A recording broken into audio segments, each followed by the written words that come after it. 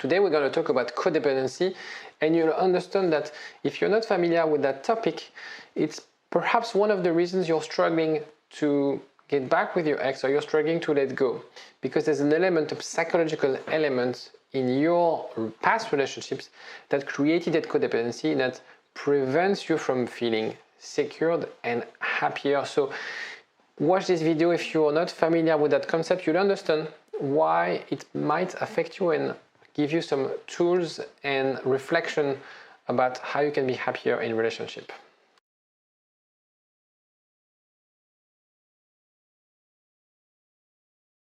So the origin of codependency, the root of this term is coming from a communities in the communities around the alcoholic anonymous groups and their partners. So in the 40s they had those communities to help wives and husbands of people who were alcoholic, and how being with someone addicted created those toxic relationship. And then really Melody Beattie is the one who expanded this concept with the famous book Codependent No More. If you haven't read this book, you have to read it. The thing is, codependency terms has expanded, and now everybody tells me, yeah, I'm codependent. You'll see that it's slightly more complex than that, obviously, but you don't need to study psychology like myself to understand. I'm going to give you a brief overview, and of course, at the end, you'll have some clear actions, some clear tools to help you out if you feel a sense of codependency. But for me, my definition of codependency is really when you prioritize other needs and other expectations over your own mental and physical health. So it's very rare that you would forget your personal personal physical and mental health. But it's true that post-breakup, a lot of people tend to adopt this codependency framework. And this is why it's important, and this is why I'm doing this video, because probably at this stage you are forgetting about your own mental and physical health. So in the context of breakup, as I said, I hear often I'm codependent. In reality, that's the shock of the breakup that's creating that sense of dependency. When you're together, you're like this, and after a breakup, there's automatically an imbalance. You can't give your love to your partner. You can't receive love anymore. And so you feel like lost. You feel that there's something missing, that someone took something from you. And that could create that sense of codependency. And so the toxic impact is you want to control your ex, right? And that's why you probably consumed a lot of content on what sort of messages you can send, what sort of letters you can send, how you can influence your ex, how you can manifest your ex, right? You want to control because you don't have this link anymore. And you get stuck into this vicious cycle of trying to control, but the more you do, the more they push back. And the more you do, the more powerless you feel. And the more victimized you feel, right? And when you make those iterations after days and weeks of trying hard, of feeling it's not working, this is where you can really get into those ugly codependency models. The idea that it's the one. Frequently in relationship, you would have the idea that they haven't found the one. That's people with codependency. They have this idea, I haven't found the one. And they end up getting in toxic relationships. And so very frequently, after a breakup, we idealize our ex. So it's not very common for people to think about being with the one and having toxic relationship. But what happens after the breakup is we idealize our ex. We feel like that was the one. She or he was the one. Right? And we have this realization that this haha moment that she was the one. And that creates this massive anxiety. This is why perhaps right now you feel really low in terms of self-esteem. This is why right now you have all these regrets. You're ruminating on the thoughts. I should have, and I could have. And that is an ongoing thinking process in your head. I'm going to explain you at the end of the video how to break those thinking processes. How to stop thinking like a broken record. Your brain right now is sort of bugging. We're going to debug it. And so you might be in that model of being a people pleaser. You believe, sometimes people have that belief that it's selfish to focus on myself. So they think the most important person in my life, it's my ex. You're wrong, you can't be more wrong. The most important person in your life, it's you, and you have to focus on yourself right now. Especially if you feel anxious, especially if you feel depressed. You're the most important person. You're the one, the person you have to take care of right now is you. You might be feeling guilty when you say no. You might experience resentment when people don't appreciate all you do. So that's how you felt after the breakup, I guess. You want to avoid conflict, even if it means giving up what's important to you. So very frequently, after breakups, I have clients who will be like, I'll say yes to whatever he wants, He's dismissive avoidant. He wants us to see each other every 3 months. It's not really what I want. I want to have kids, but I'm so much in love with him that now that he left me, I want him back at all costs. So I'll be accepting anything. So be really mindful about those things, because as I discussed before, you're creating toxic relationship. You don't want toxic relationship, right? Of course. You give power away, believing someone has a better idea. Okay? You feel hostages of others' expectation.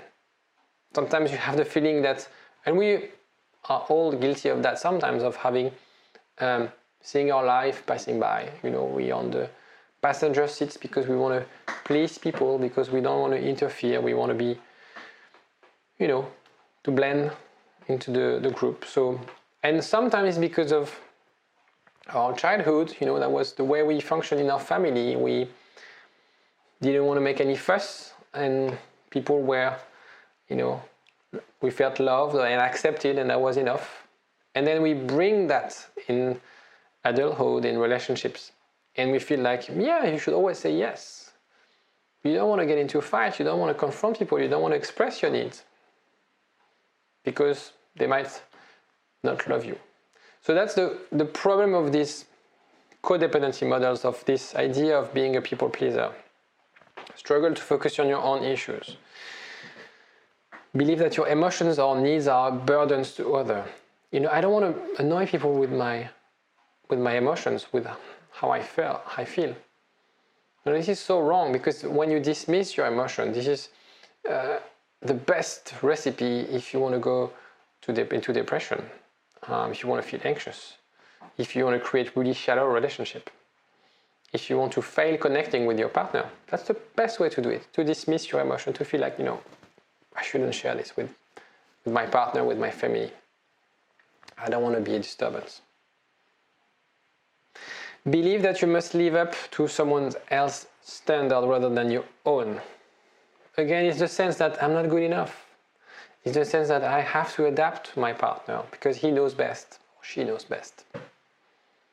Right? And you create that codependency, and when the other leaves, you're recreating that self-fulfilling prophecy that you're not good enough because he or she left you. Right? So you have to break away from those models, from those frameworks. Be aware of your thoughts. The experience of all or nothing. I meet someone, it needs to be the one. He dumped me, I'm nothing. I'll never be happy anymore. Find the balance, find the middle ground. Very often I hear, and it's very easy to fall into that extreme cases. I hear from my clients like extreme cases, and like, maybe there's some middle ground there. And after, a few minutes of conversation, they'll they understand, and they are able to, they're more aware of those thought process, and they're able to deconstruct those thought process. And this is where they realize, like, yeah, actually you're right. So that's what I want you to do today if you feel that you're ticking some of these boxes. And again, it doesn't mean that you're codependent, but perhaps that breakup created those dynamics within yourself. Maybe struggling with obsessive worry and can't let go of your thoughts. Again, that's rumination. And that's a precursor of anxiety. Very common is the magical thinking. Like, for example, thinking the other would change, everything will be perfect, or even worse, like I haven't called him for two days, he's dating someone now, I'm sure. All this magical thinking, negative and positive, thinking that he treated me badly for 15 years, but I think he can change, I'll give him a second chance. Or, I haven't heard from him for 3 days, I'm sure he's dating someone. So really be mindful of those 3 aspects of your thoughts, right? Let's take action. So maybe take a piece of paper and a pen and write down a few things, few exercises that you can do at home.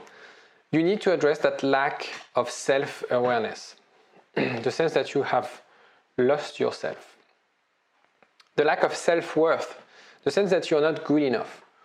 Really be mindful, really be critical of those thoughts.